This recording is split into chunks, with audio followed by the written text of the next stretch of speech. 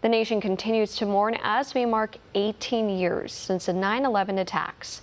One America's Greta gives us a look at the events from that tragic day. On the morning of September 11, 2001, the Twin Towers stood high among the New York City skyline, but no one could predict the tragedy that would strike the buildings just hours later. 7:59 a.m., American Airlines Flight 11 departs Logan International Airport in Boston, heading for Los Angeles, California. 15 minutes later, United Airlines Flight 175 also leaves for Los Angeles from Boston. Then, American Airlines Flight 77, headed to Los Angeles, takes off from Dulles International Airport at 8:20 a.m. And in New Jersey, United Flight 93 departs Newark International Airport at 8:41 a.m., traveling to San Francisco. Within just 42 minutes, 4 planes are in the air with terrorists on board.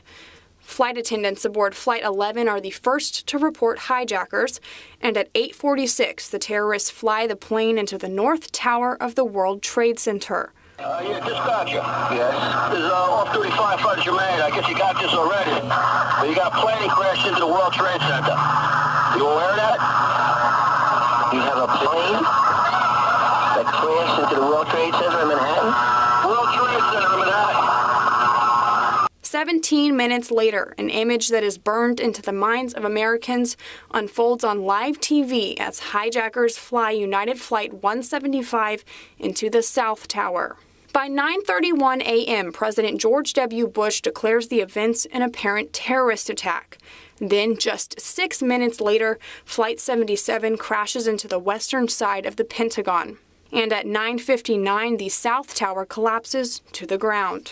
For the first time ever, all flights over or headed to the continental United States are grounded by the FAA. United Flight 93 is now the only plane still in the air, and the pilots send a mayday call to air traffic control.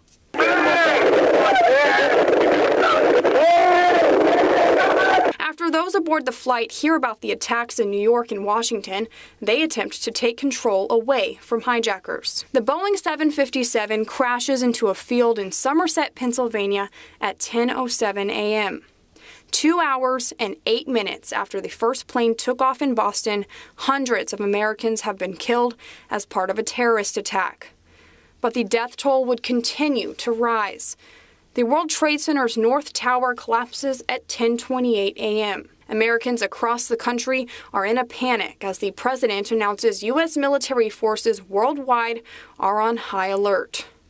George W. Bush returns to the White House at almost 7 p.m.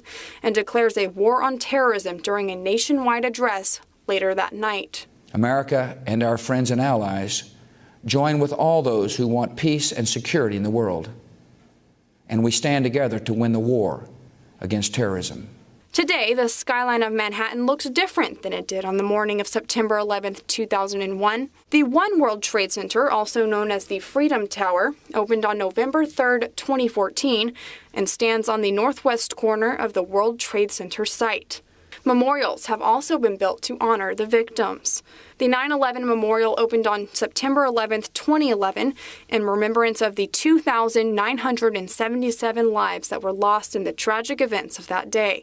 2 reflecting pools now sit within the footprints left by the Twin Towers, with the names of every victim inscribed into bronze panels around them. There's also a Pentagon Memorial in Arlington County, Virginia, and a Flight 93 National Memorial in Pennsylvania. September 11, 2001 was the single largest loss of life from a foreign attack on U.S. soil, a day that will never be forgotten by Americans.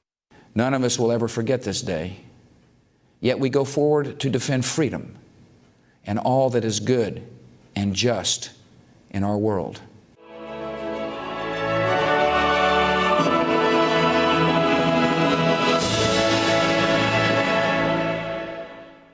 Want to see more videos like this?